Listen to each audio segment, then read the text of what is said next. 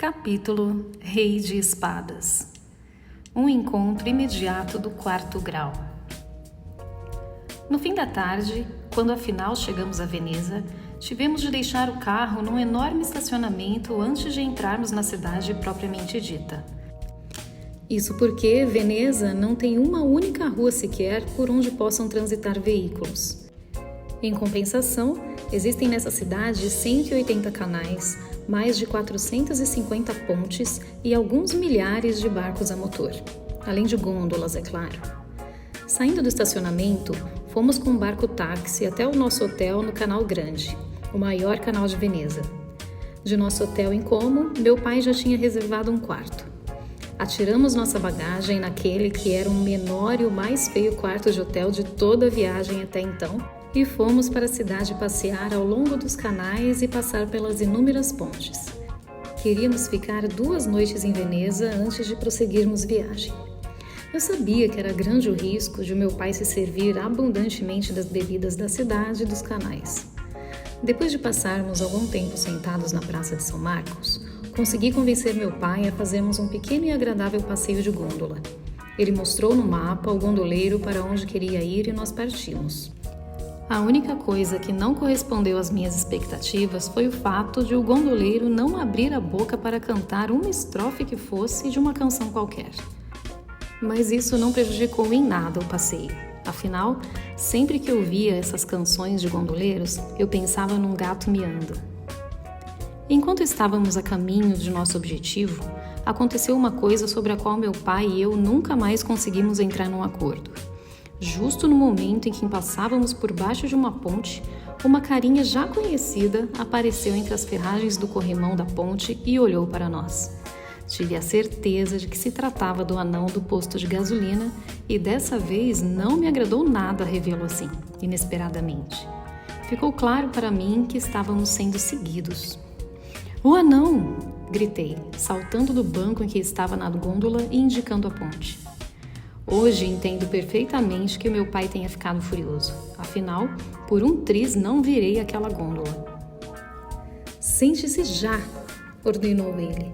Apesar disso, depois de passarmos pela ponte, ele se virou e olhou para cima. O problema é que nesse meio tempo o anão tinha desaparecido sem deixar vestígios. Exatamente como no parque de diversões. "Eu o reconheci", disse eu, e comecei a chorar. E chorei porque também senti medo de que a gôndola virasse. Mas tive a certeza de que o meu pai não acreditou em mim. "Você está imaginando coisas, Hans Thomas", disse ele. "Mas havia mesmo um anão ali na ponte", teimei. "Pode ser, mas não era o mesmo", replicou meu pai, embora nem tivesse visto o anão de que estávamos falando. "Você está querendo me dizer que a Europa está infestada de anõezinhos?" Minha pergunta pareceu tocar um cerne de problema. Sentado em seu lugar, meu pai deu um sorriso maroto. "Pode ser", disse ele. "Todos nós somos uns anõezinhos muito estranhos. Anões misteriosos que aparecem de repente nas pontes de Veneza." O gondoleiro, que durante todo o tempo permaneceu impassível, deixou-nos numa pracinha cheia de cafés com mesinhas na rua. Meu pai me pagou um sorvete e um refrigerante. Para ele, pediu um café e alguma outra coisa que chamou de vecchia romana. Não fiquei nada surpreso quando lhe serviram junto com o café uma bebida em um elegante copo de cristal que mais lembrava um aquário. Depois de 2 ou 3 copos daquela bebida, meu pai olhou fundo dentro dos meus olhos como se tivesse decidido me revelar o maior segredo da vida. "Você se lembra do nosso jardim lá em Rizói?" começou. Não me dignei a responder a uma pergunta tão tola e deixei meu pai sem resposta. "Ok", continuou ele. "Agora ouça bem, Hans Thomas. Vamos imaginar que um belo dia você vá até o jardim e descubra entre as macieiras um pequeno marciano. Digamos que ele seja um pouco menor do que você e que seja amarelo, ou verde, como sua imaginação quiser." Concordei com a cabeça, como era de se esperar. Não tinha sentido protestar contra o tema daquela conversa. "Digamos que a estranha figurinha erga os olhos e firme o olhar em você. Sabe, os extraterrestres gostam de encarar os outros", prosseguiu meu pai. "Até aí tudo bem. A questão é saber como você reagiria. Quis dizer que convidaria o sujeito para tomar um café da manhã, mas para ser fiel à verdade, disse que era provável que soltaria um grito de susto e de medo. Meu pai concordou e ficou visivelmente satisfeito com aquela resposta. Ao vê-lo assim, tão satisfeito, entendi que ainda não tinha terminado de dizer tudo o que queria. Você não acha que ficaria um tanto espantado e curioso para saber quem era aquele extraterrestre e de onde ele vinha? É claro, respondi. Mais uma vez ele fez um gesto com a cabeça e uma expressão de quem estava analisando meticulosamente todas as pessoas que se encontravam naquela praça. Depois perguntou: já te ocorreu alguma vez que você mesmo pode ser esse homenzinho de Marte? Já estava acostumado com todas aquelas coisas do meu pai, mas confesso que ao ouvir isso tive de me segurar num canto da mesa para não cair da cadeira. Ou um homenzinho da Terra, se você preferir, prosseguiu ele. No fundo, não importa o nome do planeta em que vivemos. O fato é que você também é uma criatura de 2 pernas que vive andando por aqui e para lá num globo que vagueia pelo universo. Exatamente como os marcianos, completei. Ele concordou. E pode ser até que você esteja passeando pelo jardim e, em vez de dar de cara com um marciano, dê de cara com você mesmo. E pode ser que neste momento você dê aquele grito de medo que daria se encontrasse um marciano. Isso para dizer o mínimo, pois afinal de contas não é todo dia que a gente se descobre um habitante vivo de um planeta que não passa de uma ilhota no universo. Entendi o que ele queria dizer, mas não soube o que falar. Não era fácil fazer algum comentário àquele tema. Você se lembra de quando assistimos a um filme chamado O Encontro? Perguntou meu pai. Eu disse que sim. Era um filme confuso sobre pessoas que tinham visto discos voadores de um outro planeta. Vamos adotar por alguns instantes a linguagem do diretor do filme. Ver uma nave espacial de outro planeta significa um contato de 1º grau. Quando vemos criaturas bípedes saindo de dentro dessa nave, falamos de um contato de 2º grau. E um ano depois, no encontro, a gente assistiu a um outro filme. Sim, e se chamava Contatos Imediatos do 3º grau. Completei. Exatamente. E se chamava assim porque os personagens do filme tinham tocado em androides e de um outro sistema solar. Este contato direto é o que chamamos de contato de 3º grau. Tudo bem até aqui? Tudo bem, respondi. Depois disso, meu pai ficou olhando por um bom tempo para a praça e para os muitos cafés. E então disse: mas você, Hans Thomas, você experimentou um contato imediato de 4º grau. Devo ter parecido um ponto de interrogação da cabeça aos pés. Isso porque você mesmo é uma misteriosa criatura do espaço, disse meu pai enfaticamente. E ao dizê-lo, bateu com tanta força a xícara de café sobre a mesa que nós 2 ficamos surpresos quando vimos que ela não tinha se quebrado. Você é essa criatura misteriosa e a conhece como ninguém. Eu estava confuso, mas entendi na hora que ele tinha toda a razão. Você deveria trabalhar para o governo como filósofo, eu disse. E aquilo veio do fundo do meu coração. Naquela noite, quando voltamos para o hotel, descobrimos uma enorme barata no chão do quarto. Era tão grande que a sua casca rangia quando ela andava. Meu pai debruçou-se sobre ela e disse: desculpe, minha amiga, mas você não vai poder dormir aqui hoje. Nós reservamos um quarto duplo, portanto só há lugar para nós 2. Além disso, somos nós que vamos pagar a conta. Achei que meu pai tivesse enlouquecido de vez, mas do chão ele olhou para mim e disse: ela é gorda demais para nós simplesmente a matarmos, Hans Thomas. É tão grande que temos de vê-la como um indivíduo. E a gente não sai por aí matando as pessoas, mesmo quando a presença delas nos incomoda. Você está sugerindo que a gente deixe essa barata andando pelo quarto enquanto a gente dorme? Não, precisamos mostrar a ela a porta de saída. E foi o que ele fez. Mostrou a barata a porta de saída do quarto. Primeiro colocou as valizes e bolsas de tal forma que entre elas formou-se um caminho estreito rumo à porta. Depois começou a cutucar o traseiro da barata com um palito de fósforo para fazê-la movimentar-se. Meia hora depois, ela já tinha chegado ao corredor de fora do quarto e meu pai achou que seu dever estava cumprido. Não quis acompanhar aquele hóspede indesejável até a portaria lá embaixo. E agora, já para a cama, disse ele quando fechou a porta. Deitou-se e caiu no sono no mesmo instante. Fiquei com a lâmpada de cabeceira acesa e continuei a ler o meu livrinho tão logo percebi que meu pai tinha ultrapassado a fronteira da terra dos sonhos.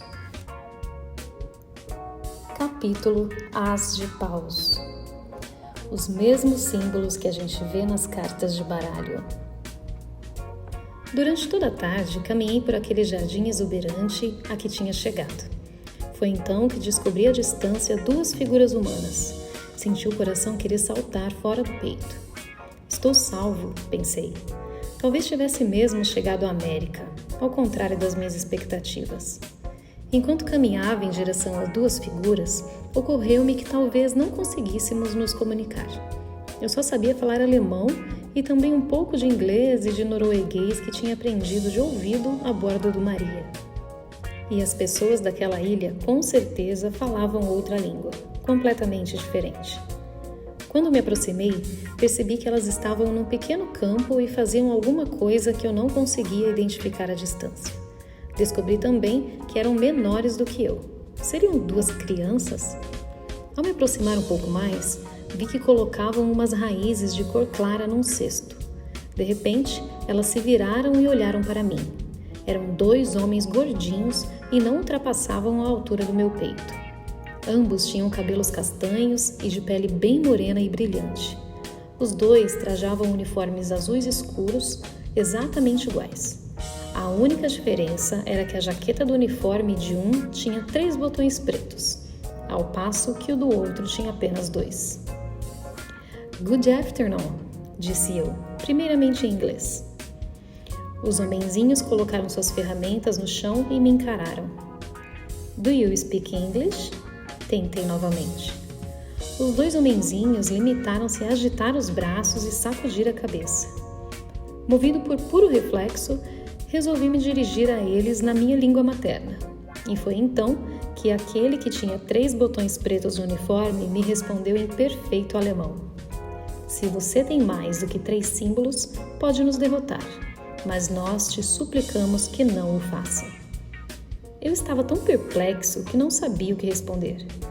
No coração de uma ilha do Atlântico, alguém falava comigo na minha língua materna. E isso não era tudo o que me intrigava. Também não conseguia entender o que ele queria dizer com aquela história de 3 símbolos. "Venho em paz", disse eu, por via das dúvidas. "É melhor que seja assim, senão o rei vai te punir." "O rei?", pensei. Isso queria dizer que eu não estava na América do Norte. "Gostaria muito de falar com um rei", repliquei. Nesse momento, o sujeito com os 2 botões no uniforme entrou na conversa. "Com qual rei você deseja falar?" "O seu amigo não disse que o rei iria me punir?" O homenzinho com 2 botões no uniforme voltou-se para os de 3 e disse: "Foi o que pensei. Ele não conhece as regras." O outro, o de uniforme com 3 botões, olhou para mim e explicou: "Não há apenas um rei." "É mesmo? E quantos são?" Os dois trocaram um risinho sarcástico. Entendi perfeitamente que para eles eu só fazia perguntas tolas. "Um para cada cor", suspirou resignado o que tinha 2 botões no uniforme. Só então me dei conta de como eles eram pequenos. Não eram maiores do que anões, mas tinham um corpo bem proporcionado. Ao mesmo tempo, tive a sensação de que esses liliputianos, ou o que quer que fossem, na certa eram um tanto atrasados intelectualmente. Eu já ia perguntar quantas cores havia, a fim de saber quantos reis existiam na ilha, mas resolvi me poupar o trabalho. Em vez disso, perguntei: "Como se chama o rei mais importante?" Novamente, os dois trocaram um olhar e balançaram a cabeça. "Você não acha que ele está querendo se divertir conosco?" perguntou o homem de uniforme com 2 botões. Não faço a menor ideia, respondeu o de 3. Mas temos de responder a pergunta que nos fez. O homenzinho de uniforme, com 2 botões, afugentou uma mosca que pousara sobre suas gordas bochechas morenas e disse: em geral, um rei preto derruba um rei vermelho, mas também pode acontecer de um rei vermelho derrubar um rei preto. Que coisa mais brutal, comentei. Mas são as regras. De repente, ouvimos um tilintar à distância. Era evidente que em algum lugar, não muito longe dali, um objeto de vidro se espatifara no chão. Os 2 anões voltaram-se para a direção de onde os ruídos tinham vindo. Idiotas, disse o anão de 2 botões. Eles quebram a metade do que produzem. Quando os 2 me deram as costas por alguns instantes, descobri uma coisa de fato intrigante. Nas costas do uniforme do anão de 2 botões estavam desenhados 2 símbolos de paus. No outro, os símbolos eram 3. E exatamente os mesmos símbolos que a gente vê nas cartas de baralho. No mesmo instante, aquela conversa que eu vinha mantendo com os 2 me pareceu ainda mais sem sentido. Quando os 2 se viraram para mim, decidi mudar o enfoque das minhas perguntas. Há muitos habitantes nessa ilha? Perguntei. Mas, de novo, os 2 trocaram um olhar de quem não tinha entendido a pergunta. Esse sujeito faz cada pergunta, disse um deles. Que coisa mais insolente, concordou o outro. Achei aquela conversa pior do que se não entendêssemos a língua um do outro. Isso porque, embora eu entendesse cada palavra que eles diziam, simplesmente não entendia o que eles queriam dizer. Provavelmente teria sido melhor se nós estivéssemos nos comunicando por uma linguagem de sinais. Quantos vocês são? Tentei de novo, e já começava a ficar impaciente. Você não está vendo que somos o 2 e o 3? Replicou o anão com os 3 símbolos de paus nas costas. Se você precisa de óculos, vai ter que falar com o Frode. Ele é o único por aqui que domina a arte de polir vidro. E você? Quantos você é, afinal? Perguntou o outro. Eu? Bem, eu sou apenas um, respondi. O 2 de paus olhou para o 3 de paus e soltou um assovio bem forte. Um as, disse ele. Então nós perdemos mesmo, replicou o outro aparvalhado. Esse aí pode derrubar até o rei. E dizendo isso, tirou uma garrafinha do bolso da jaqueta, bebeu um longo gole de uma bebida cintilante e deu a garrafa ao outro, que também deu uma boa golada. Quer dizer que os ases não são damas? Perguntou o 3 de paus. Não necessariamente, respondeu o outro. Só a dama é sempre dama. Pode ser também que ele venha de um outro jogo. Besteira, não existe outro jogo. E os ases são damas e ponto final. Talvez você tenha razão, mas ele tinha de ter 4 botões para poder nos derrotar. A nós sim, mas não ao nosso rei. Isso é óbvio. Portanto, ele está querendo nos confundir. Os 2 beberam mais umas goladas de sua garrafinha. As pálpebras de seus olhos começaram a pesar e o olhar de ambos foi ficando cada vez mais longínquo. De repente, o corpo do 2 de paus foi sacudido por um forte espasmo. Ele me olhou bem dentro dos olhos e disse: Peixinho não revela segredo da ilha, mas pãozinho sim. Dito isto, os 2 deixaram seus corpos caírem no chão e começaram a murmurar coisas desconexas como ruibarbo, manga, amora, tâmara, limão, unja, chuca, coco, banana. Disseram ainda os nomes de uma série de outras frutas e plantas, dos quais eu só conhecia alguns. No fim, viraram-se de barriga para cima e adormeceram. Tentei despertá-los, tocando-lhes levemente o corpo com os pés, mas eles nem se mexeram. De novo eu estava sozinho. Lembro-me ainda de que naquele momento pensei que a ilha deveria ser uma espécie de sanatório para pessoas perturbadas mentalmente e que os 2 homenzinhos teriam tomado uma espécie de calmante naquela garrafinha. Se minha hipótese estivesse certa, Logo apareceria um médico ou um enfermeiro e me daria uma bronca por ter deixado seus pacientes tão nervosos. Prossegui minha caminhada pelo campo, tomando a direção de onde tinha chegado. Logo veio ao meu encontro um terceiro homenzinho. Usava o mesmo uniforme azul escuro dos outros dois, mas na sua jaqueta haviam 2 fileiras de 5 botões cada uma. No total, eram 10 botões. Ele também tinha a pele do rosto bem morena e brilhante. Quando o mestre adormece, os anões ganham vida, exclamou ele, agitando os bracinhos e olhando na minha direção com os olhos faiscando e fixos em algum ponto indefinido. Outro doente mental, pensei. Apontei para os outros 2 que jaziam no chão a alguma distância dali. Parece que aqueles 2 mergulharam num sono profundo, comentei. Minhas palavras fizeram com que o terceiro anão se pusesse em retirada. Mas embora ele se esforçasse ao máximo para sair dali o mais depressa possível, não conseguia correr como queria. Tropeçava a cada 2 passos, caía e tinha de se levantar novamente com muita dificuldade. Dessa forma, tive tempo de contar os símbolos de paus que havia em suas costas. Continuei andando e cheguei a uma pequena trilha. E não fazia muito tempo que eu estava caminhando por ela quando fui testemunha de um fato extraordinariamente caótico. Primeiro ouvi bem atrás de mim um ruído tão forte quanto de um trovão. Parecia o barulho dos cascos de vários cavalos que se aproximavam cada vez mais. Virei-me rápido e saltei para o lado. O que se aproximava eram os mesmos animais de 6 patas que eu já tinha visto antes. Em 2 deles estavam montados 2 anãos cavaleiros. E atrás da pequena manada vinha correndo um outro que agitava no ar um pedaço de pau bem comprido. Esses 3 anões também trajavam o mesmo uniforme azul escuro. Em suas jaquetas havia 2 fileiras de botões. Um deles tinha 4 botões ao todo, o outro 6 e o terceiro 8. "Alto lá!" exclamei quando passaram por mim. Mas só o anão que vinha a pé virou-se para onde eu estava e ralentou um pouco o ritmo das suas passadas. Tinha 8 botões na saia.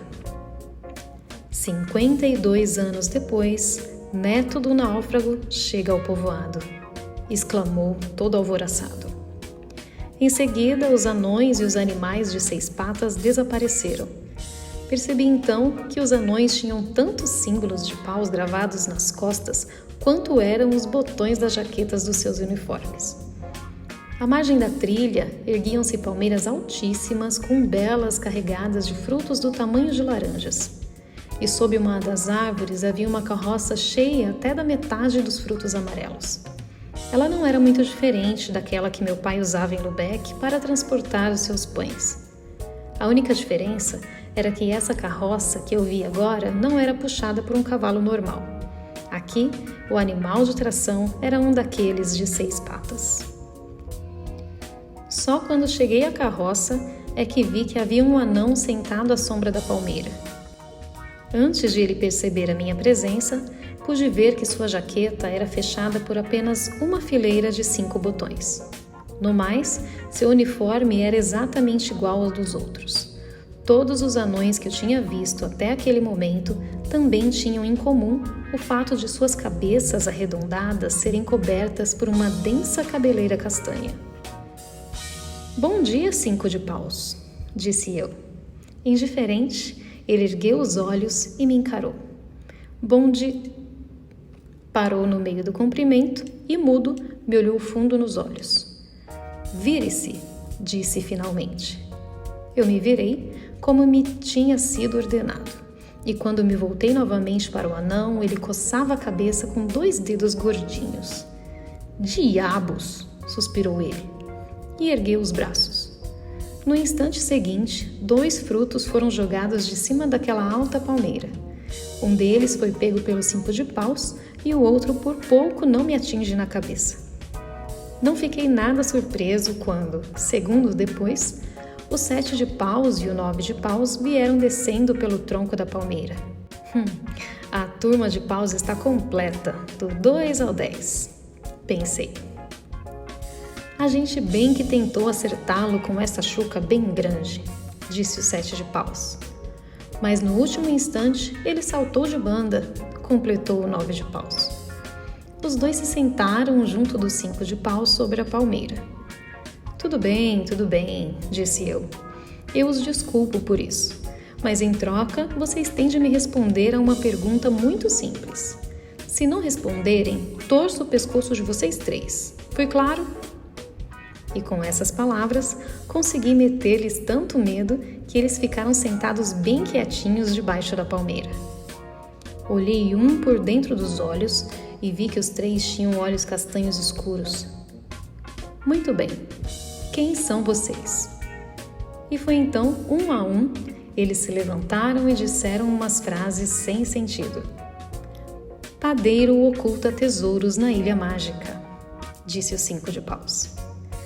Verdade está nas cartas, disse o 7 de paus.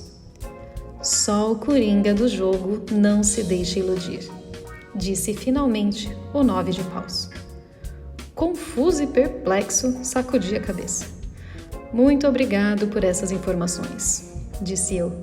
Mas quem são vocês? Somos de paus, disparou o 5, tão rápido quanto a bala de um revólver. Na certa, ele tinha levado a sério a minha ameaça de lhe torcer o pescoço. Sim, isso eu sei. Mas de onde vocês vêm? Será que vocês simplesmente caíram do céu ou brotam do chão feito as crucíferas? Os 3 trocaram um rápido olhar e então o 9 de paus disse: A gente vem do povoado. É mesmo? E quantos? Bem, quantos nativos iguais a vocês moram no povoado?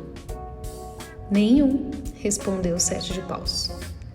Só nós, acho, mas ninguém é totalmente igual. Isso é óbvio. Tudo bem, vamos reformular a pergunta. Quantos nativos moram nesta ilha? Eles trocaram rapidamente alguns olhares. Venha, disse o 9 de paus. Vamos picar. Espere aí, será que podemos mesmo picá-lo? Perguntou o 7 de paus. Eu quis dizer picar a mula, seu idiota.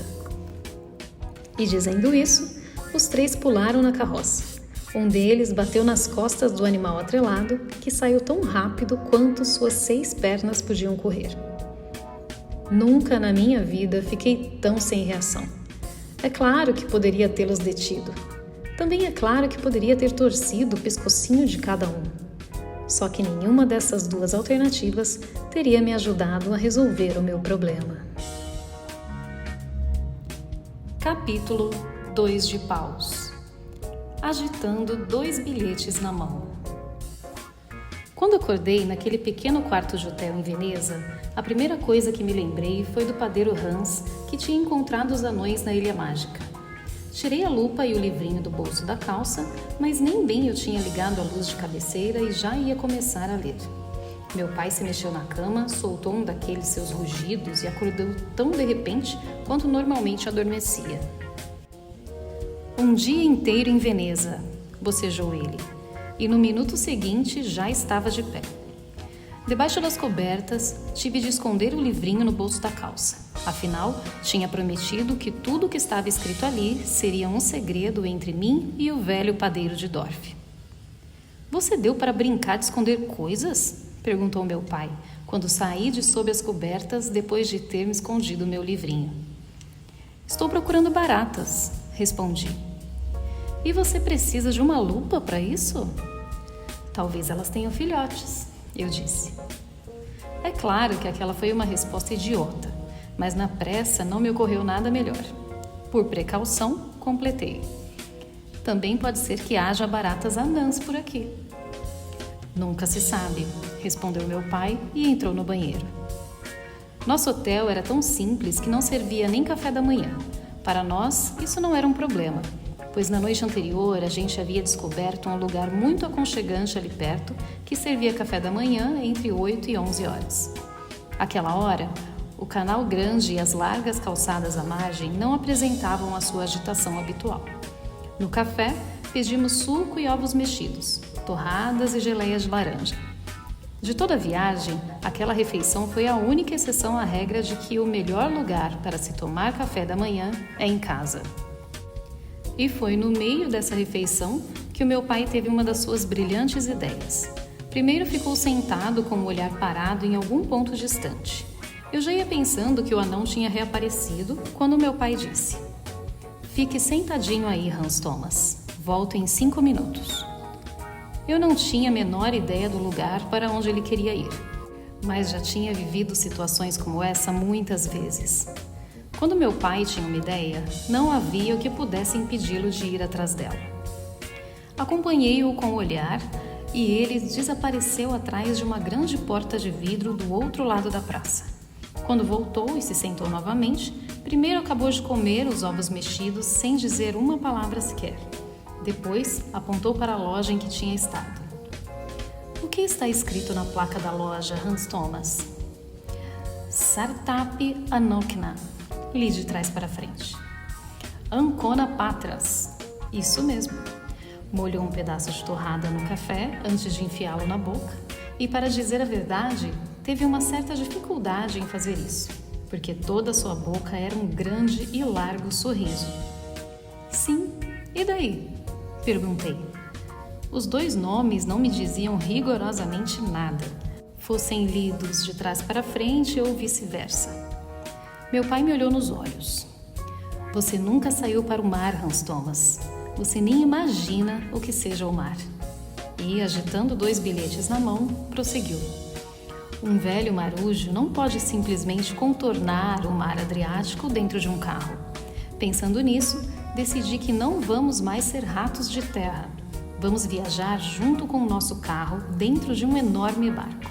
E com ele vamos singrar este mar até Patras, na costa oeste do Peloponeso. De lá, são apenas alguns quilômetros até Atenas." "Você tem certeza?" perguntei. "Pelas barbas de Netuno, é claro que eu tenho certeza", disse ele. Acho que a perspectiva de estar em breve em alto mar já tinha começado a desatrelar a língua do meu pai e a varrer dele qualquer sinal de inibição. E foi assim que deixamos de ter nosso dia inteiro em Veneza, pois o ferry para a Grécia saía de Ancona naquela mesma tarde, e até lá ainda tínhamos quase 300 quilômetros pela frente. A única coisa que meu pai ainda queria ver antes de se sentar novamente à direção era a famosa arte em vidro de Veneza. A fundição do vidro requer fornos abertos, e devido ao perigo de incêndio, a produção de objetos de vidro em Veneza foi transferida, já na Idade Média, para uma ilha próxima da cidade. Hoje, essa ilha se chama Murano, e como a ilha ficava no meio do caminho para o estacionamento, meu pai queria passar por lá de qualquer jeito. Só precisávamos passar rapidamente pelo hotel para apanhar as nossas malas. Em Murano, visitamos primeiro um museu, onde estavam expostos vários séculos de arte em vidro. Eram objetos de todas as cores e formas. Depois, fomos até uma oficina de vidro soprado, onde, aos olhos dos muitos turistas, os artesãos sopravam cálices e travessas de vidro. Os produtos eram depois colocados à venda, mas meu pai disse que, por razões financeiras, deveríamos deixar as compras para os ricos americanos. Da ilha onde ficam as oficinas e vidrarias, voltamos com um barco-táxi para o estacionamento e à 1 da tarde já estávamos na estrada rumo a Ancona, 300 quilômetros ao sul de Veneza. A estrada estendia-se ao longo do mar Adriático e meu pai assobiava e parecia sentir-se maravilhosamente bem agora que tinha contato visual com o elemento água salgada. Às vezes, quando passávamos por um ponto elevado da estrada, com uma bela vista para o mar, ele parava e tecia comentários sobre os barcos, a vela e os caranguejos que podíamos ver lá de cima. No carro, ele foi me contando sobre o glorioso passado de Arendal enquanto importante cidade portuária e usou, para isso, um monte de números, datas e nomes de grandes embarcações à vela. Explicou-me a diferença entre escunas e brigues, barcaças e fragatas. E foi a primeira vez que ouvi falar dos barcos de Arendal, que nos primórdios das grandes navegações velejaram para a América e para o Golfo do México. e fiquei sabendo que o primeiro barco a vapor que visitou a Noruega fez uma escala em Arendal. Tratava-se de um barco à vela modificado, ao qual haviam sido adaptadas uma máquina a vapor e uma roda de palhetas. Ele se chamava Savannah. Meu pai tinha trabalhado num petroleiro construído em Hamburgo e que pertencia à Companhia de Navegação Cunley, em Bergen. O navio tinha uma capacidade de transporte de até 80.000 toneladas e uma tripulação de 40 homens. Atualmente, os petroleiros são muito maiores, contou ele, mas a tripulação foi reduzida a 8 ou 10 homens. Tudo funciona à base de máquinas e de tecnologia. A vida no mar já é coisa do passado, Hans Thomas. Estou falando da verdadeira vida no mar. No próximo século, alguns desses idiotas vão usar controles remotos para pilotar os navios à distância. Se eu tivesse entendido direito o que ele tinha dito, a verdadeira vida no mar começara a desaparecer havia uns 150 anos, quando chegara ao fim a era das embarcações à vela. Enquanto meu pai me contava todas essas coisas, peguei o meu baralho, separei as cartas de paus, do 2 ao 10, e coloquei-as uma ao lado da outra sobre o assento. Por que todos os anões da Ilha Mágica tinham símbolos de paus nas costas? Quem eram eles e de onde tinham vindo? Será que o padeiro Hans iria encontrar alguém com quem pudesse conversar direito sobre a ilha onde tinha chegado? Minha cabeça estava quente por causa de tantas perguntas sem resposta. O 2 de paus também tinha dito uma coisa que não me saía da cabeça. Peixinho dourado não revela segredo da ilha, mas pãozinho sim. Seria possível que ele estivesse falando do peixinho dourado do padeiro Endorf? E o pãozinho... seria o mesmo pãozinho que eu tinha ganho de presente em Dorf? E uma outra coisa que o 5 de paus havia dito também não me saía da cabeça. Padeiro oculta tesouros da Ilha Mágica. Mas como é que os anões, que tinham conhecido o padeiro Hans em meados do século passado, podiam saber dessas coisas? Pelos 20 quilômetros seguintes, meu pai foi assobiando canções que tinha aprendido em seu tempo de marujo. Quanto a mim, peguei o livro do Pão Doce, sem que ele percebesse, e continuei a ler. Capítulo 3 de paus. Uma cruz de paus bem pesados. Segui na mesma direção em que os 3 homenzinhos tinham desaparecido com a sua carroça. A estreita trilha serpenteava por entre árvores altíssimas. O sol gritante da tarde fazia as folhas faiscarem. Numa clareira da floresta havia uma grande casa de madeira, de cujas 2 chaminés saía uma fumaça escura. De longe, vi uma figura com uma roupa cor-de-rosa entrar na casa. Logo descobri que faltava à casa de madeira uma de suas paredes externas.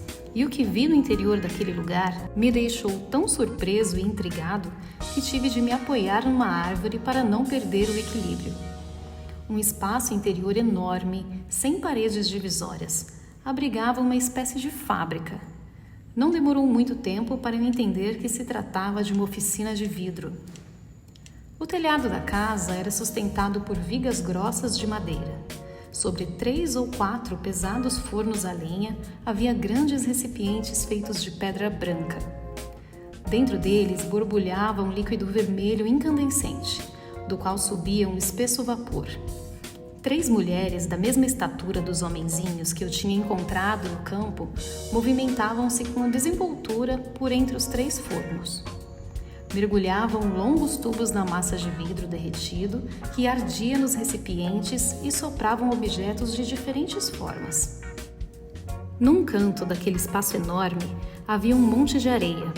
No outro, estantes na parede abrigavam toda espécie de artigos de vidro já prontos. No meio da oficina havia ainda uma pilha de mais ou menos 1 metro de altura, formada por cacos de garrafas, copos e travessas de vidro quebrados.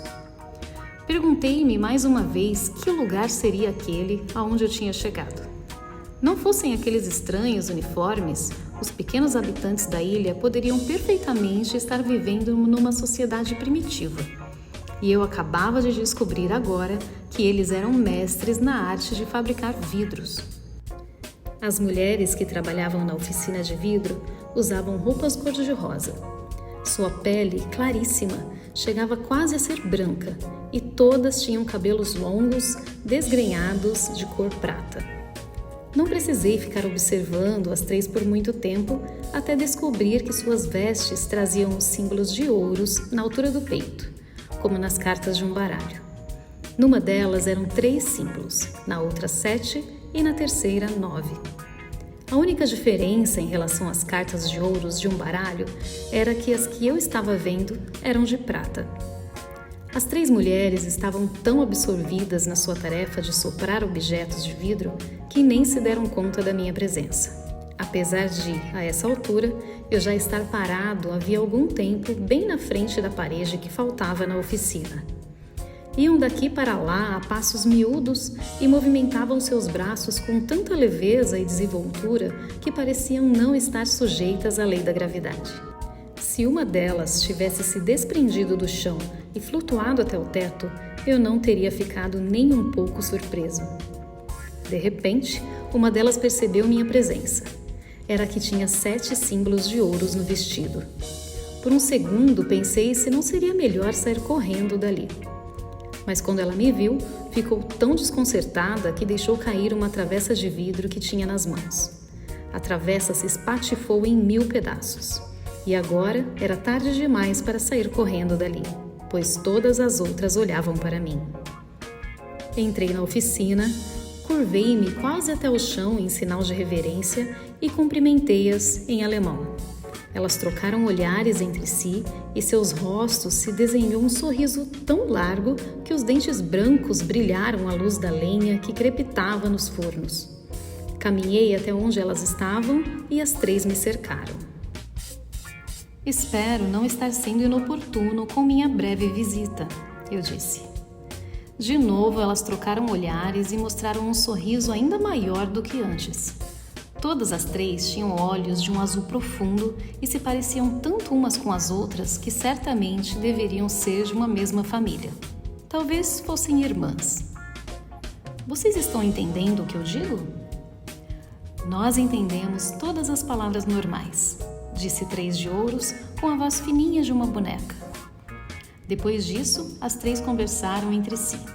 Uma conversa rápida e confusa demais para que eu pudesse entender. 2 delas chegaram mesmo a fazer uma mesura. Terminada a conversa, 9 de ouros veio até mim e pegou minha mão. Senti que sua fina mãozinha era fria como gelo, embora ali na oficina de vidro não estivesse nem um pouco frio. Vocês são exímias sopradoras de vidro, disse eu, e as 3 esboçaram um sorriso perolado. Talvez aquelas artesãs de vidro fossem mais simpáticas do que os irritados homenzinhos do campo, mas eram tão inacessíveis quanto eles. Digam-me uma coisa, quem lhes ensinou a arte de soprar vidro? Perguntei, partindo do pressuposto de que elas certamente não tinham inventado essa arte. Continuei sem resposta. Em compensação, 7 de ouros foi pegar uma travessa de vidro e me entregou. Queira aceitar, por favor, ela disse. E de novo, as 3 começaram a rir. Diante de tanta amabilidade, tive dificuldade de ir direto ao assunto que me levava até ali. Mas se eu não descobrisse logo quem eram e o que faziam aqueles anõezinhos esquisitos, certamente iria perder a razão. Acabei de chegar a esta ilha, comecei. Mas não tenho a menor ideia do ponto do mundo em que me encontro. Será que vocês poderiam me dizer alguma coisa a respeito disso? Não podemos falar, disse a 7 de ouros. Alguém proibiu vocês de falar? As 3 balançaram a cabeça e seus cabelos, cor de prata, reluziram à luz dos fornos. O que sabemos fazer muito bem é soprar vidro, disse a 9 de ouros. Mas não sabemos pensar tão bem quanto sopramos, e é por isso que também não sabemos falar direito. Isso é que é uma cruz de paus bem pesados, comentei, e elas quase explodiram de tanto rir com a minha observação. Não somos de paus, disse Sete de Ouros, e sacudindo o vestido que segurou por uma pontinha, acrescentou: Você não está vendo que somos de ouros? Suas idiotas! Deixei escapar sem querer, e as três levaram um tremendo susto. Não fique com raiva, pediu Três de Ouros. Não precisa muito para a gente ficar triste e infeliz. Eu não sabia ao certo se devia acreditar naquelas palavras. O sorriso dela era tão convincente que achei que fosse preciso um pouco mais do que uma raiva momentânea para apagá-lo. De qualquer forma, resolvi tirar essa experiência uma lição para não repetir o mesmo erro no futuro. Vocês são mesmo tão cabeças ocas quanto afirmam? Perguntei. Com um ar solene, as três concordaram com a cabeça. Eu gostaria tanto de... disse Nove de Ouros, mas pôs a mão na frente da boca e emudeceu. Sim? Perguntei cordialmente. Eu gostaria tanto de pensar um pensamento que fosse tão difícil que eu não conseguisse pensá-lo, mas não consigo. Refleti um pouco sobre o desejo que ela acabara de expressar e cheguei à conclusão de que qualquer pessoa teria a mesma dificuldade em pensar dessa maneira. De repente, uma delas irrompeu em lágrimas. Era Três de Ouros. Eu queria... soluçou ela. Nove de Ouros colocou o braço ao redor dos ombros da amiga e Três de Ouros continuou. Eu queria tanto acordar, mas já estou acordada. E ao dizer isso, ela expressou exatamente o que eu estava sentindo. Por fim, Sete de Ouros virou-se para mim com um olhar ausente de quem está em transe e, num tom enfático e profundamente sério, disse: Filho do mestre vidreiro é logrado pelas criaturas que ele mesmo inventou. Não demorou muito e as três choramingavam ali na minha frente. Uma delas pegou uma grande caneca de vidro e a espatifou no chão de propósito. Uma outra reuniu os cabelos cor de prata num rabo de cavalo e entendi que o tempo de minha visita tinha acabado. Desculpem-me pelo incômodo, disse eu. Passar bem. A esta altura, eu já estava firmemente convencido de que tinha portado numa espécie de manicômio e tinha certeza também de que a qualquer momento enfermeiros vestidos de branco iriam aparecer e me perguntar por que eu andava pela ilha espalhando medo e a inquietação entre os pacientes. Mas algumas coisas ainda não estavam claras para mim. Em primeiro lugar, o tamanho dos habitantes da ilha. Como marujo, eu já tinha viajado por muitos países e sabia que não havia no mundo inteiro um país com uma população daquela estatura. Ademais, os homenzinhos do campo e as mulheres da vidraria tinham uma cor de pele completamente diferente. Não era possível, portanto, que fossem parentes próximos. Seria possível que em algum momento tivesse surgido no mundo uma epidemia que diminuía o tamanho das pessoas ao mesmo tempo que as deixava menos inteligentes e que os doentes tivessem sido banidos para essa ilha a fim de não contaminar os outros? Se isso fosse verdade, logo eu também iria começar a diminuir de tamanho e a ficar mais idiota. A segunda coisa que eu não entendia era aquela divisão em ouros e paus, como num jogo de cartas.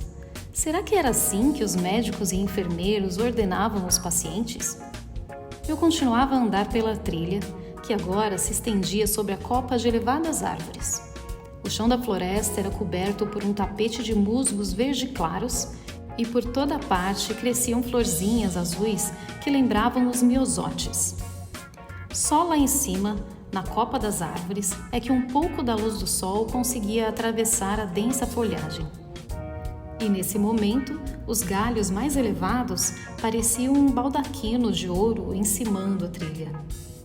Depois de caminhar por algum tempo, encontrei uma outra figura de pele muito clara. Era uma mulher bastante graciosa, de cabelos longos, também claros. Usava um vestido amarelo e também não era mais alta do que os outros anões da ilha.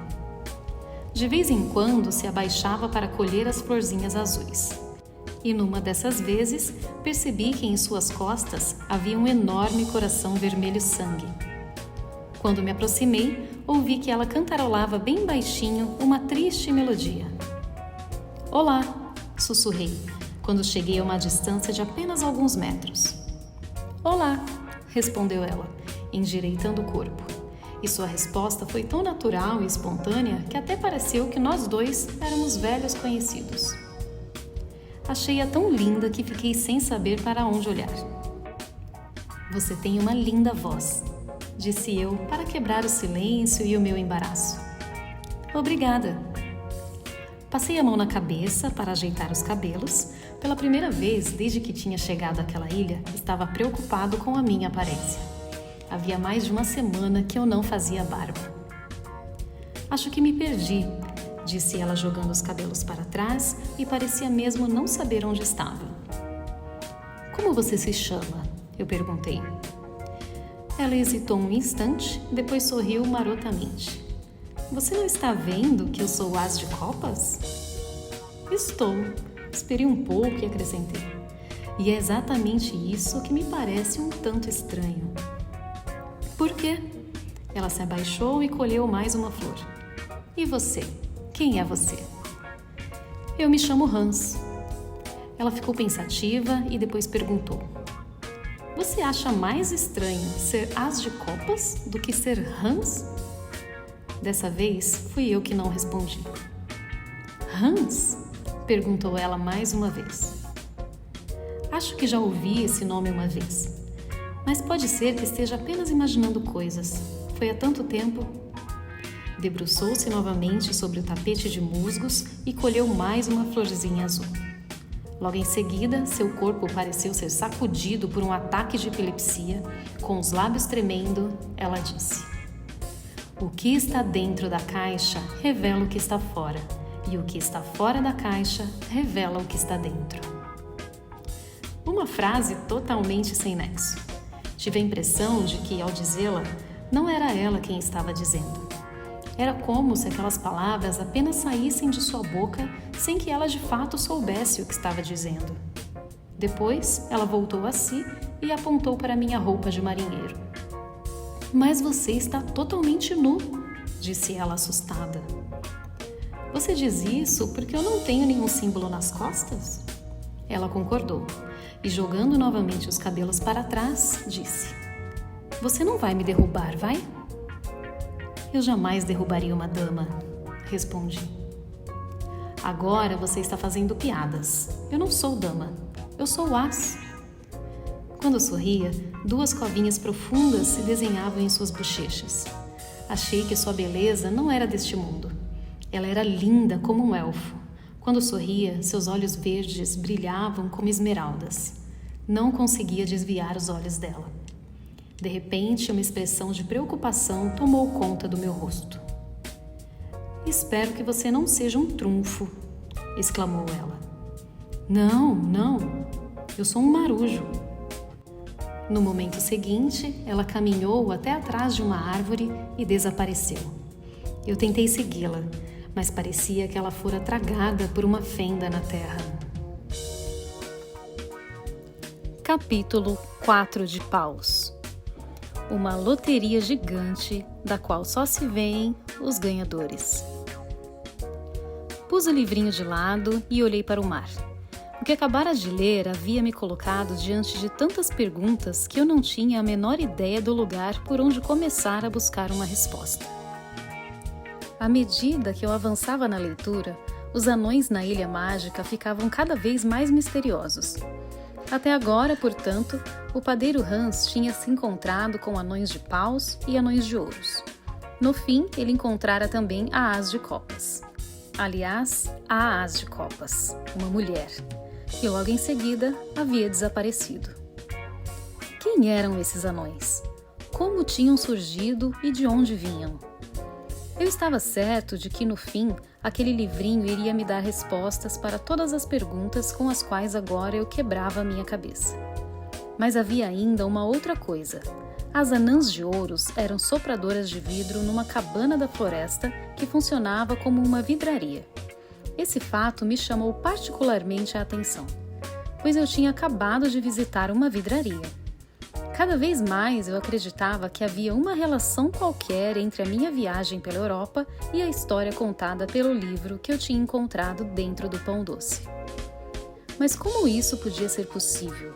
O que eu lia no livro fora contado pelo padeiro Hans fazia muitos e muitos anos. Seria possível que, apesar disso, houvesse uma relação misteriosa entre a minha própria vida e o grande segredo compartilhado pelo padeiro Hans com Albert ou Ludwig? Quem seria o velho padeiro que encontrei em Dorf? Quem seria o anão que me deu de presente a lupa e que ainda por cima, de vez em quando, aparecia por nós aonde passávamos? Eu estava convencido de que havia uma relação entre o anão e o padeiro, embora fosse possível que eles mesmos não soubessem da existência de uma tal relação. Não podia contar nada a respeito do livrinho para o meu pai, pelo menos enquanto não terminasse de lê-lo. Apesar de tudo isso, era muito bom poder viajar tanto tempo ao lado de um filósofo. Tínhamos acabado de passar por Ravenna quando perguntei ao meu pai: "Pai, você acredita em acaso?" Ele olhou para mim pelo espelho retrovisor. "Como é? Se eu acredito no acaso?" "Isso mesmo." "Mas o acaso, por definição, é exatamente alguma coisa que acontece por puro acaso. Naquela vez que eu ganhei 10.000 coroas na loteria, o meu bilhete foi sorteado em meio a milhares de outros bilhetes. É claro que fiquei satisfeito com o resultado, mas o fato de eu ter ganho foi pura obra do acaso." "Você tem mesmo certeza disso? Você se esqueceu de que naquela mesma tarde nós encontramos um trevo de 4 folhas? E se você não tivesse ganho dinheiro, nós talvez não teríamos tido a oportunidade de fazer essa viagem para Atenas." Meu pai se limitou a resmungar alguma coisa e eu continuei: "Será que foi um acaso a viagem da sua tia a Creta e o fato de ela ter descoberto por lá uma revista de moda com a foto de mamãe na capa? Ou será que tinha de ser assim?" "Você está querendo me perguntar se eu acredito no destino", disse o meu pai. Acho que ele gostou de ver que o seu filho se interessava por questões filosóficas. A resposta é não. Eu estava pensando nas artesãs de vidro do livro. E também, para ser franco, no fato de eu ter visitado uma vidraria em Murano e logo em seguida ter lido sobre outra vidraria no meu livrinho. Também me passava pela cabeça a coincidência de o anão ter me dado uma lupa pouco antes de eu ganhar um livro escrito em letras minúsculas. Tudo isso sem falar no que tinha acontecido depois que o pneu da bicicleta da minha avó furou durante a sua ida a Froland. E em tudo que vinha acontecendo desde então. "Acho que não foi por acaso que eu nasci", eu disse. "Pausa para um cigarrinho", disse o meu pai. Na certa, eu tinha dito alguma coisa que fez saltar o texto de uma mini palestra de dentro e de uma das gavetas do arquivo do meu pai. Ele parou o carro num local mais elevado, de onde tínhamos uma vista do mar, que de tão linda tirava o fôlego de qualquer um. "Vamos nos sentar aqui", ordenou ele, depois de descermos do carro. E a gente foi se sentar numa grande pedra que havia ali perto. 1349, começou ele. "A morte negra", respondi. Eu sabia alguma coisa sobre história, mas não entendia o que a peste negra podia ter a ver com o tema do acaso. "Ok", disse ele, e continuou. "Você deve saber que metade da população da Noruega sucumbiu à peste. Só que existe aí uma coisa de que nunca falamos." Quando ele começava assim, eu já sabia que ia ter de ouvir uma longa explanação. "Você tem consciência de que na época você tinha muitos milhares de antepassados?" perguntou meu pai. Balancei a cabeça em sinal de dúvida sobre o que ele havia dito. Como aquilo podia ser possível? "Todos nós temos um pai e uma mãe, 4 avós, 8 bisavós, 16 tataravós e assim por diante. Se você for fazendo as contas até voltar em 1349, vai chegar a um número bem grande." Concordei. Então veio a peste. A morte rondava os povoados, um a um, e as crianças eram as suas maiores vítimas. Em algumas famílias morreram todas as crianças. Em outras, uma ou talvez duas conseguiram sobreviver. Naquela época, Hans Thomas, muitas centenas dos seus antepassados eram crianças, e nenhum deles morreu. Como é que você pode ter tanta certeza disso? Perguntei intrigado. Ele deu uma tragada no cigarro e continuou. Porque você está bem aqui ao meu lado, olhando para o mar Adriático. Essa foi mais uma daquelas conclusões surpreendentes que me deixavam sem saber como reagir. Uma coisa era certa, meu pai tinha razão. Pois se apenas um dos meus antepassados tivesse morrido quando criança, ele ou ela não poderia ter sido meu antepassado. A probabilidade de nenhum dos seus antepassados ter morrido ainda criança era 1 para muitos bilhões, prosseguiu ele. E a partir daí, suas palavras começaram a jorrar como a água de um dique que se rompe. Pois não estamos falando aqui apenas da peste, entende? Todos os seus antepassados cresceram e tiveram filhos em épocas que foram palco das mais terríveis catástrofes naturais e que, além do mais, possuíam índices assustadores de mortalidade infantil. É claro que muitos deles chegaram a ficar doentes, mas o fato é que todos sempre sobreviveram às suas enfermidades. Assim, por muitas centenas de bilhões de vezes, você esteve a 1 milímetro da morte, Hans Thomas. Sua vida neste planeta foi ameaçada por insetos e animais selvagens, meteoros e raios, doenças e guerras, enchentes e incêndios, envenenamentos e tentativas de assassinato. Só na Guerra dos 30 Anos, você deve ter se ferido muitas centenas de vezes, pois você deve ter tido antepassados de ambos os lados. Sim, no fundo, você travou uma guerra contra si mesmo e contra suas possibilidades de nascer 3 séculos mais tarde. E o mesmo vale para a Segunda Guerra Mundial. Se algum bom norueguês tivesse abatido seu avô durante o período da ocupação, nem você nem eu teríamos nascido. Estou falando de uma coisa que aconteceu muitos bilhões de vezes ao longo da história. Todas as vezes que uma seta cortou os ares sibilando, as chances de você nascer foram reduzidas a um mínimo. Mas aí está você, Hans Thomas, sentado bem ao meu lado e conversando comigo. Entende? Acho que sim, respondi. Pelo menos achava que entendia o quanto tinha sido importante o pneu furado da bicicleta da minha avó durante aquele passeio em Froland. Estou falando de uma única e longa cadeia de acasos, prosseguiu meu pai. E essa cadeia pode ser acompanhada até chegarmos à primeira célula viva, que se dividiu e com isso deu o pontapé inicial para tudo que cresce e medra hoje em dia no planeta. A probabilidade de que a minha cadeia não se interrompeu em algum ponto do passado ao longo de 3 ou 4 bilhões de anos é tão pequena que quase não podemos imaginá-la. Mas eu consegui chegar até aqui. Isso mesmo, diabos, aqui estou eu. E sei que sorte do cão eu tive para ter o prazer de desfrutar deste planeta na sua companhia. Sei da sorte que teve cada pequeno ser vivo deste planeta.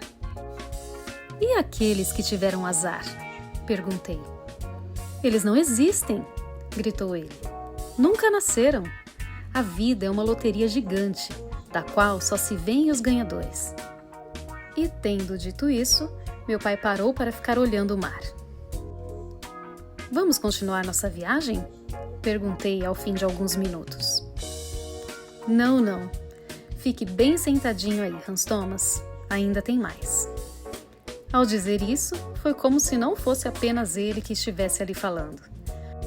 Como se ele se considerasse uma antena receptora de ondas de rádio que apenas captava alguma coisa que chegasse até ela, vinda não se sabe de onde.